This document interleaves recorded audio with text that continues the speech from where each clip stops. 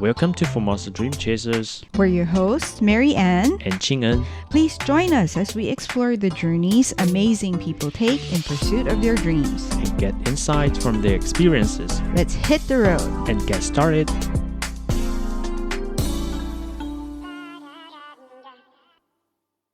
Welcome to Formosa Dream Chasers, a show where we celebrate the journeys of people turning their dreams into reality. But it is important to remember that none of that would be possible without a society where ideas can be freely shared and truth can be told. In this special episode, we explore how threats to press freedom and rising disinformation aren't just political issues. They corrode the space where dreams live and silence real voices. When truth is under siege, so is our ability to dream, to speak, and to create. Join us as we look into the front line of a new kind of conflict. What happens when the ability to access trustworthy news is under siege? When facts are manipulated and dialogue breaks down? Welcome to a special Formosa Dream Chasers episode called Truth Under Siege.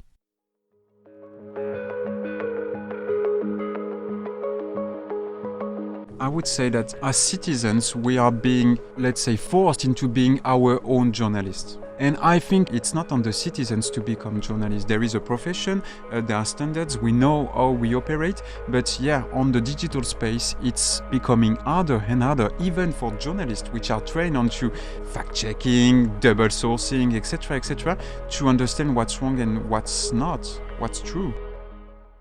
In today's digital age, it's no surprise that people are spending more time online than ever before, but the scale is staggering. According to the United Nations, the global population has reached 8.2 billion. Out of that, 5.78 billion people, or 70.5% of the world, now use a mobile phone, based on the Digital 2025 Global Overview Report by Data Reportal. Internet usage is nearly as widespread, with 5.56 billion people online, representing a global penetration rate of 67.9%. Consumer research by GWI reveals that adult internet users now spend an average of 6 hours and 38 minutes online every day. And what are they doing with that time? The top reason, according to 62.8% of adults surveyed, is finding information. But here is the paradox. As access to information becomes easier, finding truthful, unbiased, and reliable information has become more difficult. An overwhelming volume of content, the accelerating rise of AI-generated media, rampant disinformation, and shrinking media freedoms are creating an environment where the truth is not just harder to find, it's being actively obscured. To better understand this growing threat, we turn to three experts on the front lines. Dr. Zheng Yishuo, Associate Researcher at Taiwan's Institute of National Defense Security Research, specializing in cybersecurity and cognitive warfare. Cedric Aviani, Asia-Pacific Bureau Director for Reporters Without Borders, or RSF, and Benjamin Sabah, Director of the Journalism Trust Initiative, or JTI.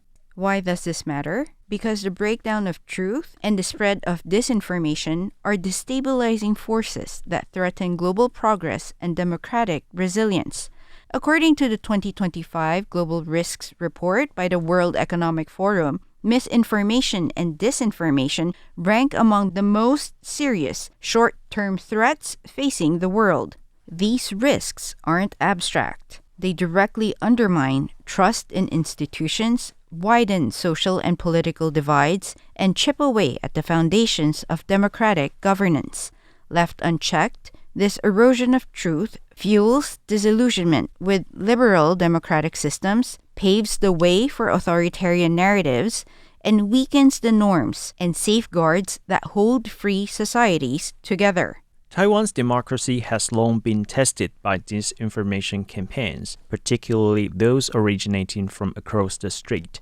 In 2024, the scale of these operations intensified dramatically. A report by Taiwan's National Security Bureau revealed a 60% surge in disinformation activity linked to China. These efforts were not random. The report shows that campaigns were calculated attempts to sow doubt about U.S. support for Taiwan. discredit the military, and erode trust in President Lai Ching-te's leadership. The overarching aim? To weaken public confidence in the government and inflame existing social divisions.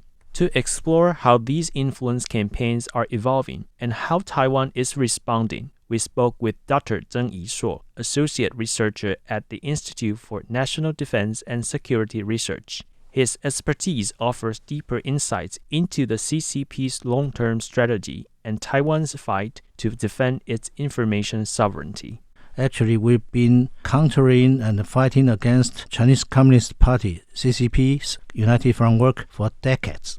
Cognitive warfare is kind of a trendy buzzword in recent years, but they try to work in similar way to shape, manipulate, and even change the way you think, you look at things.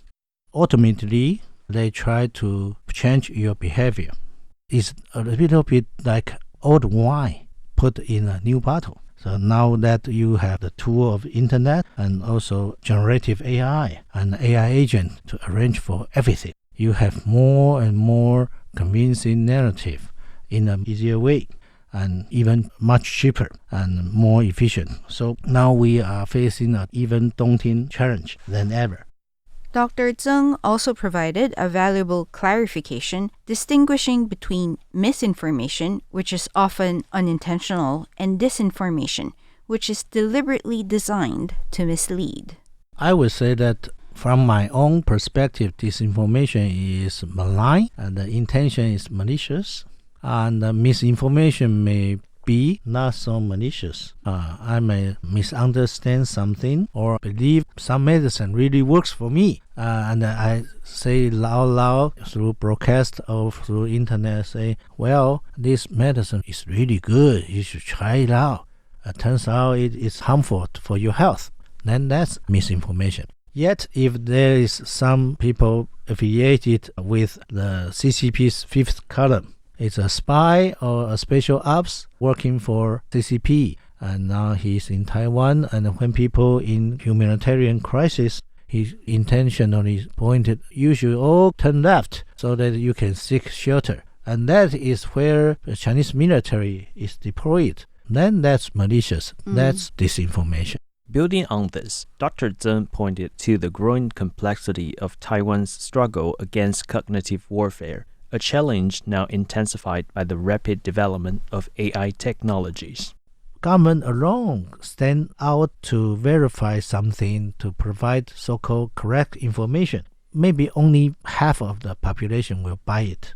Yet with the capacity of our fact-check agencies, we can effectively deal with and to mitigate the harm and the malign influence caused by the CCP conquering operations.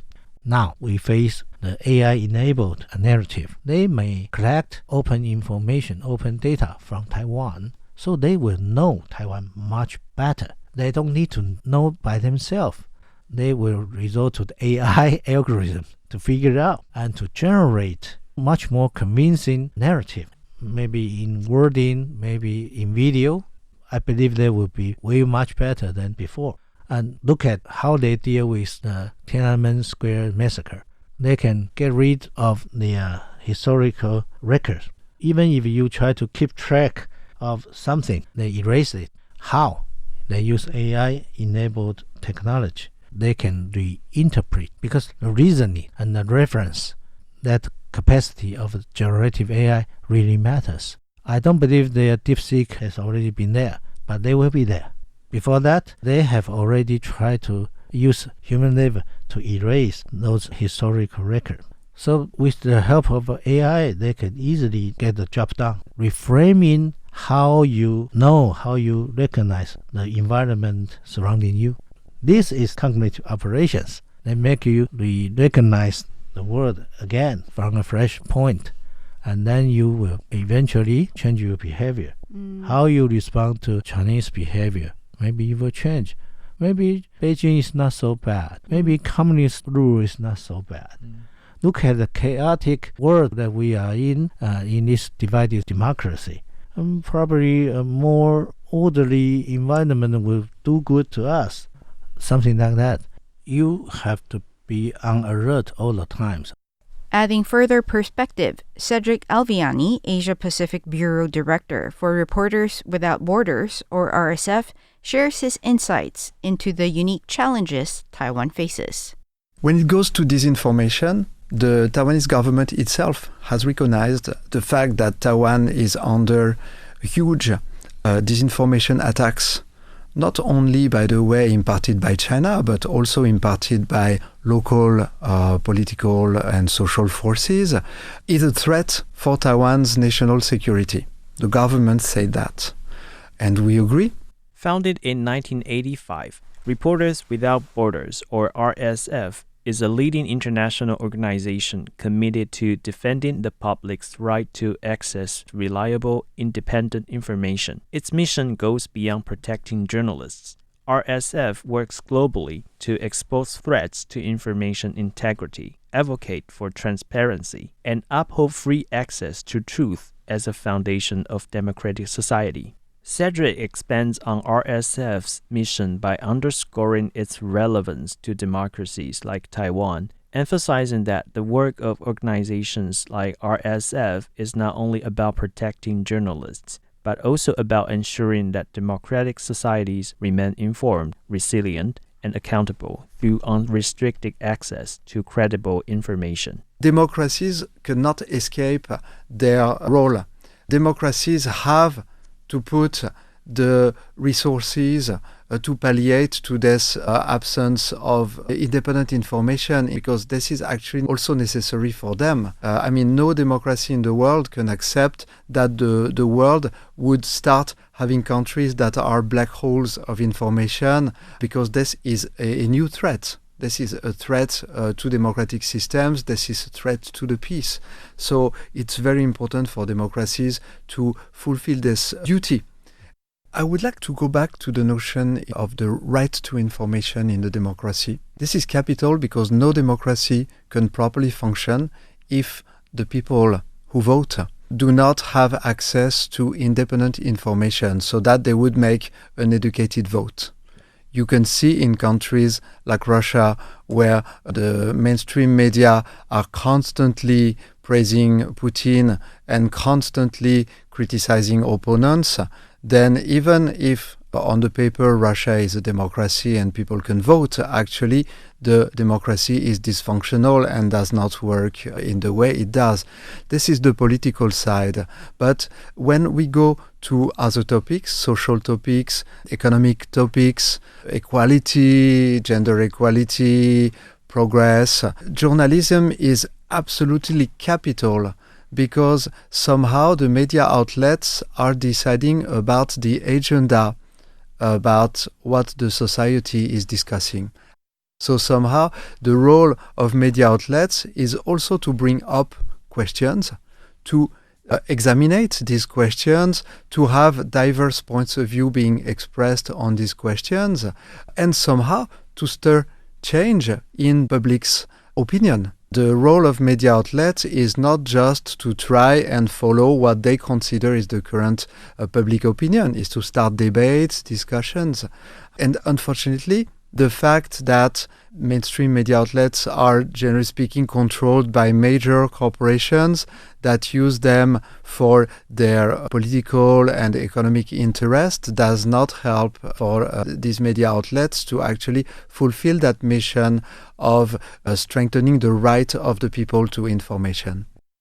Media freedom, a cornerstone of democracy, is now facing some of its most serious challenges to date. The 2025 World Press Freedom Index, released by RSF, paints a stark picture. For the first time ever, the global state of press freedom has been officially classified as a difficult situation. While physical violence against journalists remain the most visible threat, RSF's findings point to a more insidious driver of this decline: economic fragility. In 2025, the index's economic indicator hit a record low, reflecting a media landscape under intense financial strain. Independent journalism is being squeezed by major cuts in funding and a rapidly shifting digital economy. tech giants like Google, Meta, and Amazon continue to dominate the flow of information online, siphoning off advertising revenue that once sustained traditional media. Compounding the issue is the growing concentration of media ownership.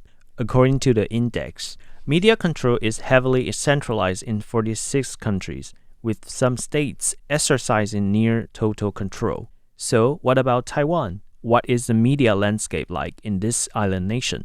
Here are a few facts. According to Taiwan's National Communications Commission, as of April 2025, there are 186 licensed radio stations and 68 licensed TV stations.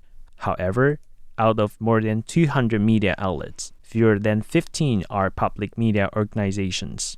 These include Taiwan Public Television Service and other institutional members of the Taiwan Broadcasting System. Cedric breaks down what the RSF's World Press Freedom Index reveals about Taiwan, highlighting not only its high ranking in the region, but also the deeper structural challenges that complicate its media environment. In RSF's World Press Freedom Index, Taiwan is the highest country ranked in Asia. Is that good? Yes, because it means the Taiwanese media outlets can operate without direct interference from government, without pressure. They don't have a gun, pointed at their head, and the freedom of expression and freedom of imparting information is quite free. Does that benefit the Taiwanese public? I don't think so, because of the economic structure of the media environment in Taiwan. Most commercial media belong to huge corporations that make a blatant use of their media power to support political parties and to strengthen their economic power. So even though Taiwan has a very free media environment, I cannot say that Taiwan has a sound media environment. Taiwan actually has a very unhealthy media environment in which the people get confused between freedom of expression, which is the right of everyone to say whatever they want, and the right of the people to receive independent and unbiased information. And so far, what I see in most media outlets, especially the mainstream commercial ones, is that information is biased to a point that you wonder if it is information or if it goes towards propaganda at some point. Consistently over the past decades, nothing has been done to reduce the power of mainstream private media outlets. Nothing has been done to strengthen the role of the public media. And in case of a major crisis, this truly would be an aggravating factor. Currently, Taiwanese Regulation Authority does not function. The NCC so far is only competent on audiovisual media outlets, but it does not have any competence on newspapers or on the internet. So actually the system currently just doesn't work. This is also a threat for the information quality in Taiwan. The government has to step in, legislators have to do their work and have to address this issue immediately, because once again, they said it themselves, it's a matter of Taiwanese national defense. It's a matter of the protection of the voters.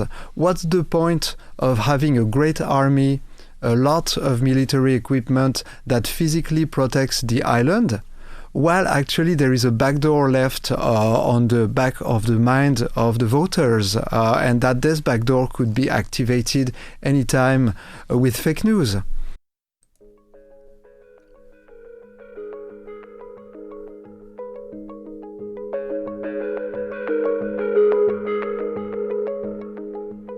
Please join us next week as we continue with a look into how threats to press freedom and rising disinformation impact our ability to dream, to speak, and to create.